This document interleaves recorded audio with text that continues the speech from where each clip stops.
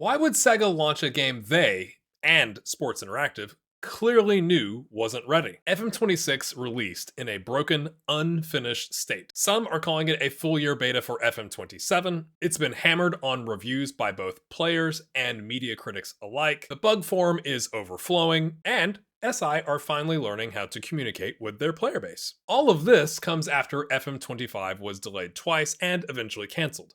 But I bet you knew that. Yet here we are. Why? I've done some digging into Sega's investor relations website, and the bottom line is an enormous amount of business pressure, revenue targets, and profit are what got us to this point. So how many people play FM anyways? Studio director Miles Jacobson has stated multiple times that 20 million people played FM24. I find that a bit curious because Sega's official filings, like their financial reporting, repeat a 17 million player number. Maybe this is rounding error, maybe this is counting played differently. Maybe this has something to do with people loading the game once on Netflix and never playing again. And this difference becomes extremely important when you compare the player counts to Football Manager's actual revenue. Regardless, this leads us to a very important question. If 17 million people played FM24, why is Football Manager's revenue so low? I'm using 17 million players here because what a publicly traded company says in an official financial reporting is significantly more important than what the studio itself says. Today we'll be looking at Sega's most recent quarterly presentation, that's this thing here, that was released, strangely enough, on November 4th, the same day that FM26 came out. This presentation is about the second quarter results of fiscal year 2026. Which will end this coming March, in March of 2026. In short, this report is about July through September of 2025, and that quarter of the year is part of the year that ends this coming March, not December. It also highlights forecasting for the rest of the year, which is very important, and we'll talk about in just a minute. In that report, which I have linked in the description below so you can check it out yourself, on page 19, is this graph. This shows that for fiscal year 2024, which ended in March of 2024, that's what the /3 on this 2024 means. Football Manager, which is the kind of tealish color here, brought in 11.4 billion yen worth of sales. That makes sense. FM24 would have launched in November of 2023, but that's part of the 2024 fiscal year. The next column shows that number shrinking to just 3.7 billion yen, which again makes sense. That's the year that FM25 was canceled, so your sales then plummet. This gives us, over the 2 years that FM24 was the most recent FM, a total of 15.1 billion yen in total revenue sales, not profit, sales, which at today's exchange rate gives us approximately 97 million US dollars. But this highlights a problem with the 17 million player narrative.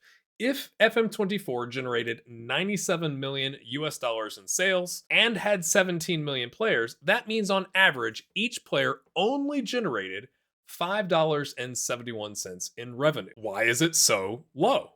Well, FM24 was given away free everywhere later on in the cycle, and especially as it became clear that FM25 was not coming out. So at various points in the last 2 years, you could have gotten it for free on Epic Game Store, Amazon Prime, Netflix, even Game Pass isn't full price for the customer. And about 4 to 6 months after every launch, FM traditionally has gone on a 50% sale on Steam at least, to give them a small sales bump in the middle of the cycle. So here's a reality check.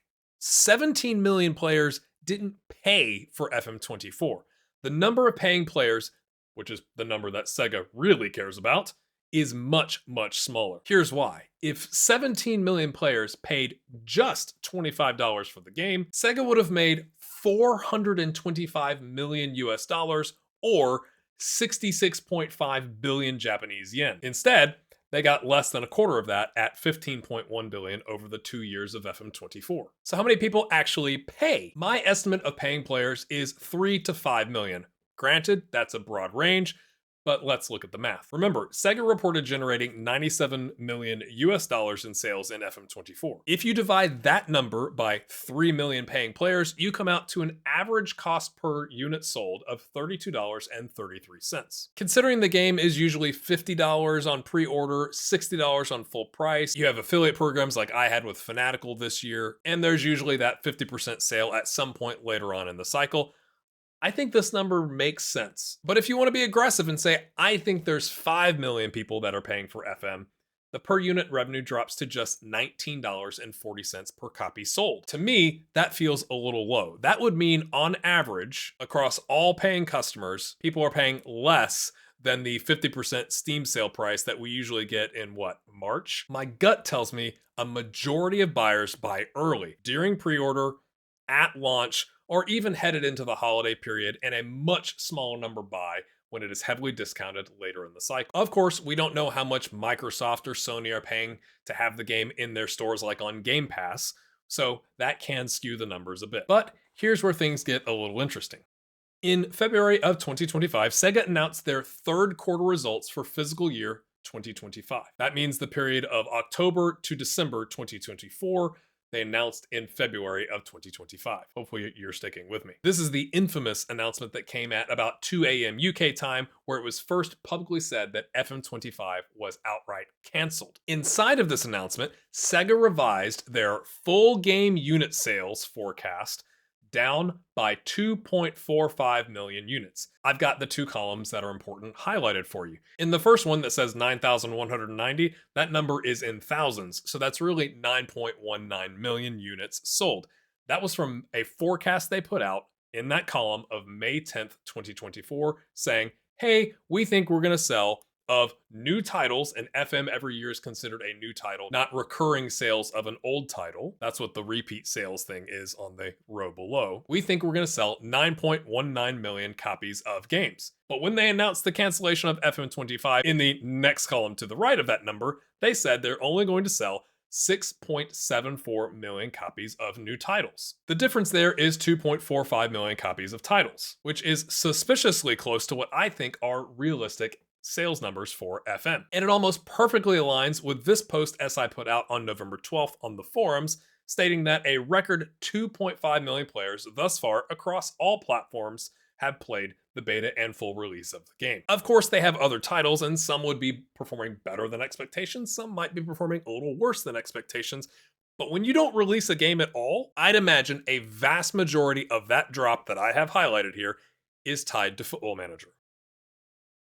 Publicly traded companies like to show growth, and up until the cancellation of FM25, Football Manager as an overarching franchise was growing at a very healthy rate. Again, using the presentation graph from earlier, in fiscal year 2022, FM generated 6.4 billion yen. That would have been FM22.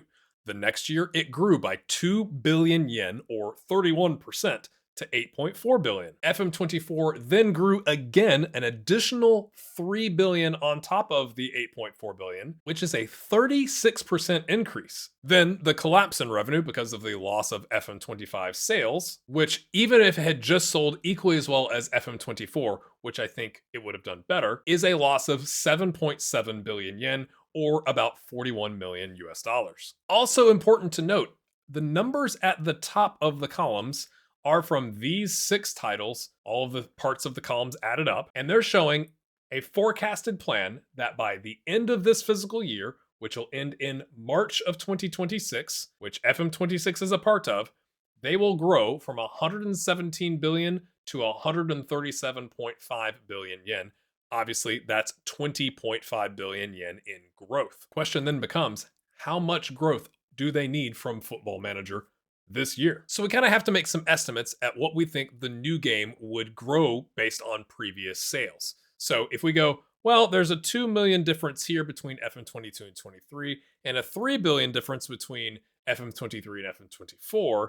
Now we're going to the new shiny thing, FM26, the foundation of the game for the next 20 years, At least that's what Sports Interactive have told us. And I think if you've seen growth of 2 billion and 3 billion, ranging in that 31 to 36% growth range, let's say 4 billion, just to keep it nice and even, and probably being a little conservative, is what SEGA would be expecting from FM26. That would take Football Manager sales in yen this year to about 15.4 billion, which compared to last year's 3.7 billion in a no-release canceled FM25 year, an increase of 11.7 billion. I'm going to say that again because I just threw a bunch of numbers at you. If we make the assumption that FM26 grows 4 billion on top of FM24's first year, like the real year, and goes back to steady growth for the franchise, that increase in revenue of 11.7 billion is more than half of what SEGA is projecting for revenue growth from this entire category of 6 main titles for the entire year. In other words, if FM26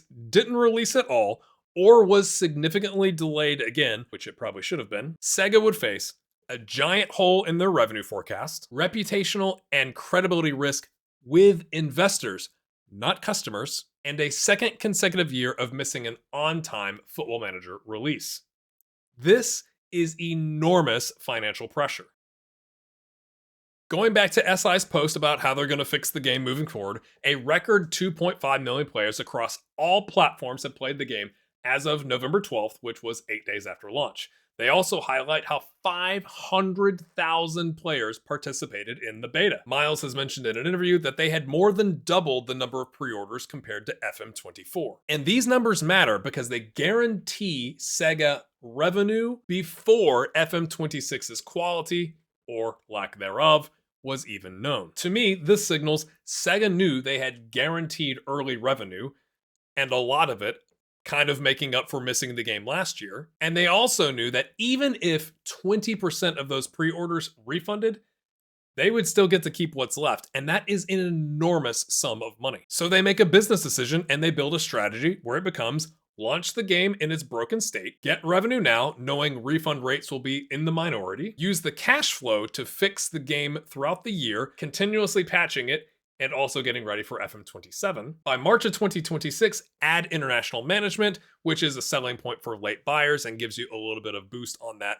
discounted sales price, and then launch FM27 in much better shape thanks to fixing FM26's cracked foundation. In short, at least to SEGA, a flawed launch is significantly better than no launch at all, at least financially, because there is a cost to this strategy, namely customer trust, review scores, and brand damage. But if you're SEGA, these are short-term problems. If FM27 comes out and it's highly polished, you're not going to get every angry customer back, but you'll get more than enough to justify the financial benefit you get today from launching a broken FM26 and fixing it over time. You're in a niche of your own creation with no competitors. So you take the short-term pain. Also, I think sneakily, knowing that a majority of that will be pointed at Sports Interactive and not SEGA, you capture tens of millions of dollars in revenue, and you go on with the business of fixing the game post-launch.